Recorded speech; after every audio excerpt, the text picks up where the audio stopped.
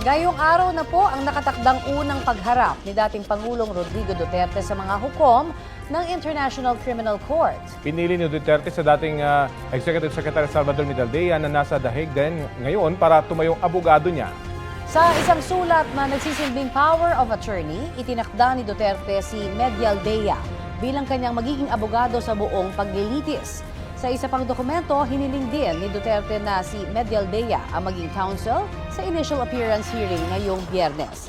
Batay naman sa iba pang dokumento na inilabas ng ICC, hiningi rin ni Duterte ang tulong ng Office of Public Counsel for the Defense nang bisitahin siya ng mga kinatawan ng registry ng ICC. May mga hakbang nang ginagawa ang ICC para makadalo ngayong araw si Medialdea. Ayon sa ICC, isasagawa ang pagdinig alas 2 ng hapon oras sa The Hague. Mamayang alas 9 ng gabi oras sa Pilipinas. Doon, i-verify ng pre-trial judges ang pagkakakilanlan ni Duterte bilang akusado. Tutukuyin din ang lengguwaheng gagamitin sa paglilitis. Ipapaalam kay Duterte ang kasong kanyang kinakaharap pati na ang kanyang mga karapatan sa ilalim ng ICC Rome Statute. Kagabi, tiniyak ng ICC na nasa kustodiyan nila ang dating Pangulo at isinailalim sa medical check-up. Standard practice nila ang pag-alaga sa kalusugan at kalagayan ng mga akusado. Bago niyan, iginiit ng legal team ni dating Pangulong Duterte na uunahin nilang hilingin sa ICC pre-trial chamber ang interim release o ang pansamantalang paglaya ng dating Pangulo. Ilang aktibidad naman bilang pagsuporta sa dating Pangulo ang umarangkada sa iba't ibang lugar. Balitang hatid ni Ian Cruz.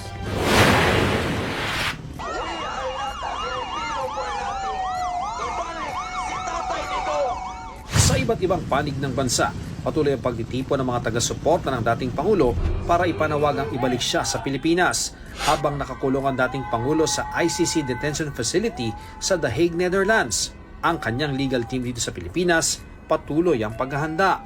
Sabi ng kanyang dating Labor Secretary na si Attorney Silvestre Bello III, kabilang sa mga kasama niya sa pulong para sa pagdepensa ng dating Pangulo, sina Attorney Martin Delgra, Attorney Israelito Torion, Attorney Vic Rodriguez, Attorney Fred Lim na kaklase ng Pangulo, at Attorney Cesar Billy Dulay na dating Commissioner ng BIR. Nangunguna rin sa team nila si dating Executive Secretary Salvador Midaldea na kasama ng dating Pangulo ng imbiyahe papuntang Netherlands. We have to prepare for his defense, initially defense, and then we have to study the processes in the ICC. Frankly, we don't know the processes there now. But just like any judicial body, hindi naman siguro nagkakalayo sa ating proseso. Uunahin ng defense team ni Duterte ang paghiling sa kanyang temporary release na pwedeng i-apply ng akusado batay sa rules ng ICC. Do you think he will qualify doon sa mga conditions nila? Kasi it's a conditional release, yung interim release. Ano bang condition nila? Hindi tatakas. Yun lang naman ang iniisip nila. Hindi tatakas. Tatakas pa naman si Presidente. Saan siya pupunta? How can you hide? Former President, can he hide? Lahat ng tao kilala siya. Ang isang abogado ay hindi basta-basta pwedeng mag-enter ng appearance sa International Criminal Court para maging legal counsel ng isang nasasakdal o maging ng mga biktima. Kailangan munang mag-apply sa ICC para ma-admit sa list of counsel ang isang abogado. 5 Pilipinong abogado lamang ang nasa list of counsel ng ICC. Kabilang dito si dating presidential spokesperson Harry Roque na posibleng makasama rin daw sa hanay ng mga magtatanggol sa dating Pangulo. Ayon kay Bello, kasama sa kukwestiyonin nila ang jurisdiksyon ng International Criminal Court o ICC dahil hindi nakasapi nito ang Pilipinas matapos mag-withdraw noong 2019. Pati ang inilabas sa warrant of arrest na ipinatupad ng Interpol sa bansa na ani Bello ay hindi niya nakita. Sa isang pahayag, sabi ng ICC na matapos maging miyembro noong November 2011, epektibo ang withdrawal ng Pilipinas mula sa Rome Statute noong March 2019. Nananatili raw may jurisdiksyon ng ICC sa mga krimeng umano'y nagawa sa Pilipinas habang miyembro pa ito ng Rome Statute. Ang Malacanang, dati nang nanindigang kompleto sila sa papel ng arestohin ng dating Pangulo. Para sa ilang legal expert, lehitimo ang warrant of arrest. I don't think there's a question about the validity of the warrant. Pursuant to the exercise of that jurisdiction, of course, they can issue the warrant for the arrest of the subject or the accused in this particular case. Nakasaad sa Article 59 ng Rome Statute, dapat ipresenta sa competent judicial authority o korte ang akusado. Hindi ito nangyari nang arestuhin si Duterte. Ang role ng competent judicial authority na yan, i-check niya, okay, ito bang tao na dinampot ninyo, siya talaga yung napangalanan sa warrant of arrest? Pangalawa, nasunod ba yung tamang proseso? Pangatlo, narespeto ba yung mga karapatan niya? Pero sabi ni Attorney Ralph Sarmiento, Dean ng College of Law ng University of St. Lasal, Bacolod, hindi na applicable o angkop ang Article 59 ng Rome Statute dahil kumalas na ang Pilipinas noong 2019. Ang susundin na raw ay hindi dapat malabag ang karapatan ng akusado. Yung mga fundamental rights pursuant to the international, yung International Convention on Civil and Political Rights. Sabi naman ni Attorney Joel Butuyan, isa sa 5 Filipino ICC accredited lawyer. Kahit sa Rome Statute, nakasaad din namang batas ng Pilipinas ang iiral sa pagpapatupad ng warrant of arrest. Dinetermine naman ng mga pulis na siya talaga si President Duterte. Binasahan siya ng Miranda rights. Peaceful naman yung pag-aresto sa kanya. So yung basic rights niya were actually respected. Ian Cruz nagbabalita para sa GMA Integrated News. Pinagkokomento ng Korte Suprema ang ilang opisyal ng gobyerno kung bakit hindi dapat pagbigyan ng petisyon para sa writ of habeas corpus na magkakahiwalay na inihain ng magkakapatid na Duterte. Kaugnay yan sa pagkakaresto kay dating Pangulong Duterte nitong Martes sa bisa ng arrest warrant ng International Criminal Court para sa kasong Crimes Against Humanity. Ayon sa tagapagsalita ng Korte Suprema o Supreme Court, kinoconsolidate o pinagsasama-sama ang mga petisyon ni Davao City Representative Paulo Duterte, Davao City Mayor Sebastian Duterte at Veronica Kitty Duterte. Kabilang sa mga pinagkokomento sina Executive Secretary Lucas Bersamin, DILG Secretary John Vic Rimulya at si PNP Chief General Romel Marbil. Binibigyan sila ng korte ng 24 oras para sumagot. Sa panayam ng unang balita sa unang hirit kay Palace Press Officer Undersecretary Claire Castro, tatalima raw ang gobyerno oras na matanggap ang utos ng Korte Suprema kaugnay sa petisyon. Iginiit ni PNP CIDG Chief Nicolas Torre III na legal ang kanilang pag-aresto kay dating Pangulong Duterte. Kasunod po yan ang aligasyon ng kampo ng dating Pangulo na unlawful o hindi naaayon sa batas ang nangyari. Balitang hatid ni Marisol Abduraman. You can arrest me tomorrow. I have to go home and pack up and get taken care of. That's the most decent thing to do. Yan ang pinaka-decent thing magawa. Sino ba ang mas mataas sa iyo? Kausapin mo. Okay, higher than you.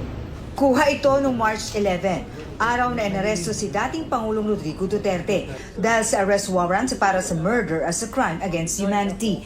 Kaugnay sa madugong kampanya kontra droga kung saan mahigit 6,000 ang namatay. Hihilain ko yan. Hihilain ko yan. Naku, maniwala ka, hihilain ko yan. Hanggang sa You have to kill me to bring me to Hague. It's not our intention, sir.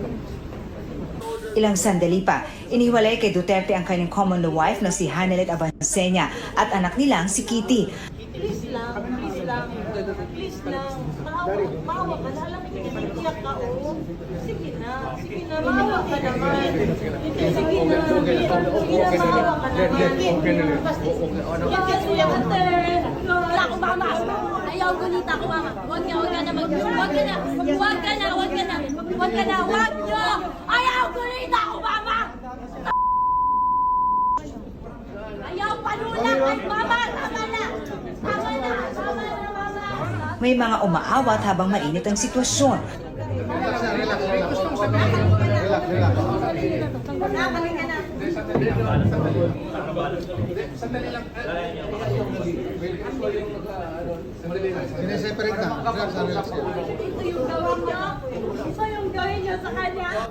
Makikitang sumugod si Hanelet sa kinaroroonan ng kanyang anak at may pinukpok sa ulo. Patuloy na pumapalag si Hanelet. Yan mga ganun na reaction. Expected video yan. Kalma na, ma'am. Ma'am, tama na yan, ma'am. Tama na. Dami-dami yung nawakan niyo ko. Ayon sa PNP, cellphone ang pinumpok sa babaeng pulis na miyembro ng Special Action Force. Nagtamo siya ng malaking bukol sa ulo. Pinukpok po yun ng cellphone sa ulo at napakalaki po ng bukol ng pulis natin, dinala po yun sa hospital.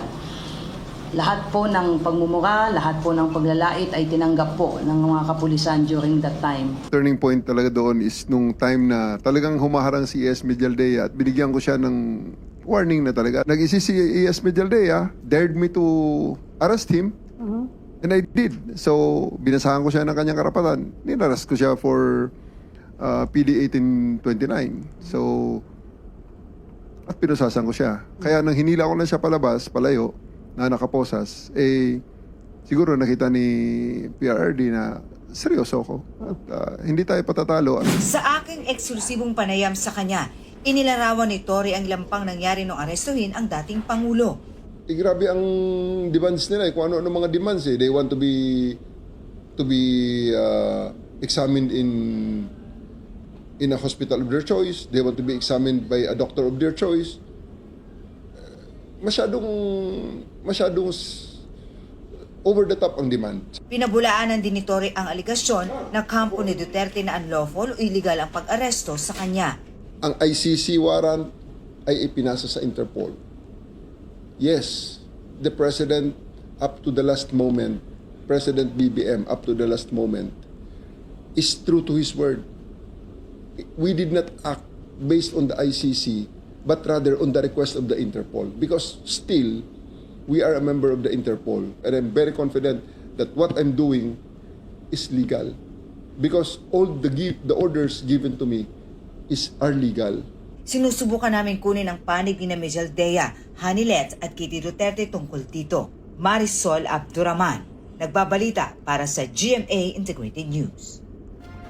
Samantala, hindi na raw sasampahan ng reklamong direct assault si Hanilet Avancenia, ang common law wife ni dating Pangulong Rodrigo Duterte, ayon sa PNP Criminal Investigation and Detection Group. Wala na po Wala kang kakasuhan. Regarding that matter. Tapos na po kami dyan dahil it's just part of the job. Hindi nakakasuhan si Hanilet po, hindi na. Not worth it. Okay na ho yun? Kaugnayan sa pamumukpok ng cellphone ni Avancenia sa isang pulis sa Villamor Air Base noong araw na inaresto ang dating Pangulo. Kahapon nang sabihin ng PNP na irereklamo si Avancenia kaugnay sa nasabing insidente.